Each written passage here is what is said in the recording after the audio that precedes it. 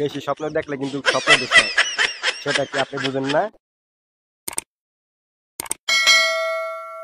বিএনপিকে আপনারা যারা ছোট জামাতে ইসলাম, আপনারাও আমাদের দিকে আঙুল তোলেন।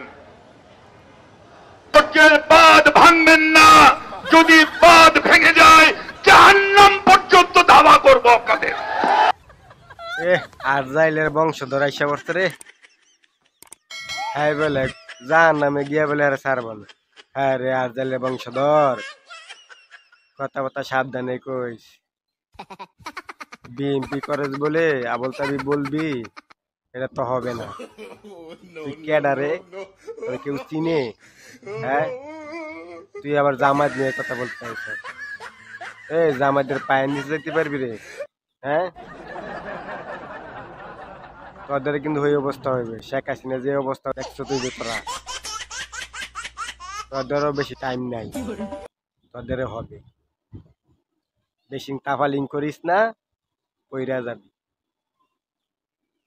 জামাতের যে সকল দফা টফা এগুলি সবই হলো নির্বাচনটাকে ভণ্ডুল করার জন্য। ওরা আওয়ামী লীগ নাই, এই কারণে বিএনপি ক্ষমতা আসবে, এটা তারা সহ্য করতে পারে না। আমি জানি কিয়ামত পর্যন্ত বাংলাদেশে জামাত কখনো রাষ্ট্রীয় ক্ষমতা আসবে না। কি বললেন আপনি? কিয়ামত পর্যন্ত হেরা ক্ষমতা আসতে পারবে না? আপনি কি গোনা ঠাকুর?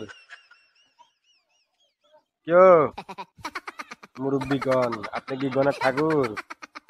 আওয়ামী লীগ থাকতে তো আপনি বালাই খাইছেন।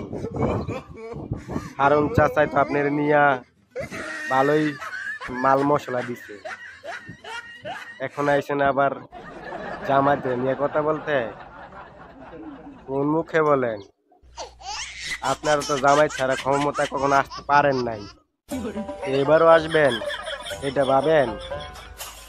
আওয়ামী লীগ চলে গেছে বলে আপনারাই ক্ষমতা আসবেন? স্বপ্ন দেখেন, স্বপ্ন দেখা ভালো, অতিরিক্ত স্বপ্ন দেখা ভালো না, বুঝছেন? কইরা যাবেন। বেশি স্বপ্ন দেখলে কিন্তু স্বপ্ন দোষ হয়, সেটা কি আপনি বুঝেন না?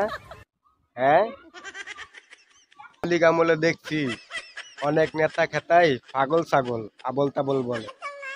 এখন দেখতাছি ক্ষমতা না আসাই বিএনপিরা পাগল ছাগল নেতা তৈরি করতেছে।